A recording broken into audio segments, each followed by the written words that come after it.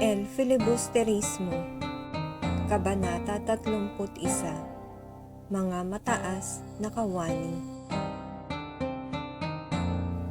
Laman ng pahayagan ng Maynila ang naganap na pagbubunyag ng mga patayan sa Europa. Pagbibigay karangalan sa mga predikador sa Maynila at sa tagumpay ng operang Pranses.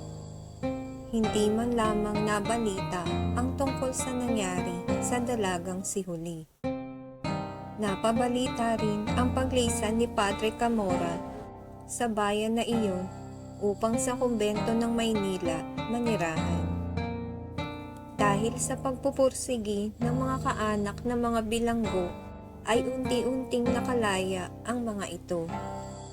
Magkasunod na nakalaya ang mga mag-aaral na si Macaraeg at Isagani. Subalit si Basilio ay hindi pa rin nakakalaya dahil sa salang pagkakaroon ng mga aklat na bawal. Ipinagtanggol naman si Basilio ng mataas na kawani. Subalit lubha iyong nakasama nang malaman ng Kapitan General na ito'y naging utusan lamang. Pinangatawanan ng mataas na kawani ang pagtatanggol kay Basilio. Kaya naman labis na naging malubha ang hidwaan sa pagitan ng Kapitan General at ng mataas na kawani.